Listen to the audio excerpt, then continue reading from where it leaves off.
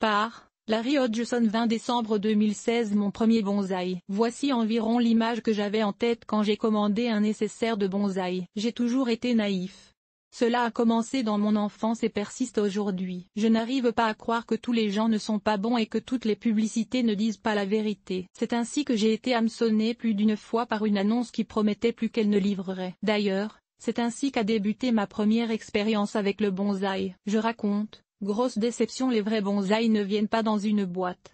Mais je ne le savais pas. J'avais peut-être 13 ou 14 ans et un petit emploi d'été, donc un peu d'argent dans mes poches. Dans une des revues de jardinage de mon père, il y avait une annonce offrant un nécessaire de bonsaï à un prix très alléchant, seulement quelques dollars, si je me souviens bien. Je n'avais pas encore saisi que, habituellement, la valeur d'un produit correspond plus ou moins à son prix. J'imaginais donc que j'allais recevoir un beau bonsaï étouffé à prix d'aubaine. Comment résister à cela?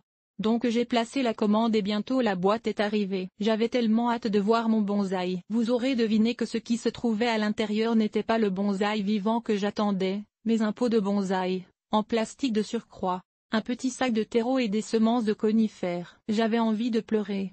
Un pot, du terreau et des semences, on est encore loin d'avoir un bonsaï. Évidemment, la curiosité a vite modéré ma déception. D'accord, ce n'était que des semences, mais n'empêche qu'elles avaient le potentiel de donner un beau bonsaï.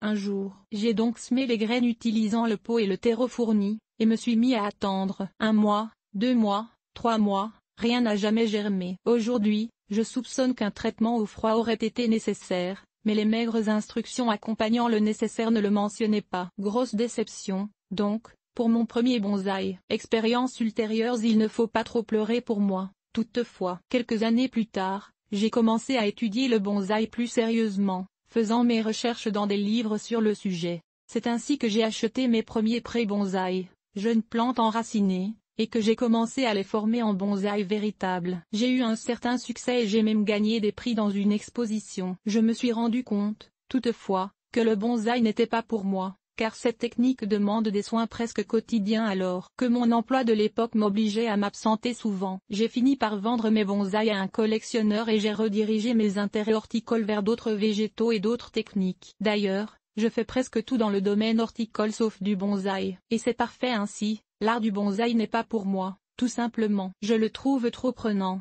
Mais j'adore voir des bonsaïs et ne manque jamais une occasion pour visiter une exposition de ces plantes. La même genre d'attrape existe toujours. Les nécessaires à bonsaï sont toujours sur le marché, 40 ans plus tard. Savez-vous que la même attrape existe toujours, soit des nécessaires de bonsaï qui ne contiennent pas une plante, mais des semences. Des semences de plantes qui sont d'ailleurs à 10 à 20 ans de faire un bonsaï, si même elles germent. Cherchez sur l'internet, notamment sur Amazon, et vous en verrez. Ce n'est pas comme ça qu'il faut débuter dans le bonsaï. Si le sujet vous intéresse, commencez par lire un livre sur cet art oriental, par suivre un cours ou par devenir membre d'une association de bonsaï locale. C'est comme ça qu'on devient bonsaïste. Le monde de jardinage est sympathique et si jamais vous avez été hameçonné par une annonce horticole par trop alléchante qui n'a pas livré la marchandise promise, sachez que le jardinage n'est pas toujours comme ça, que la plupart du temps, on a de bons résultats. J'ai maintenant plus de 40 ans d'expérience en horticulture, j'ai placé des centaines de commandes et je me suis rarement fait avoir. Peut-être 2 ou 3 fois et toujours dans une situation où j'aurais dû m'en douter, où le prix ne correspondait pas à l'offre. Le monde horticole est surtout rempli de gens honnêtes. Parole de jardinier naïf.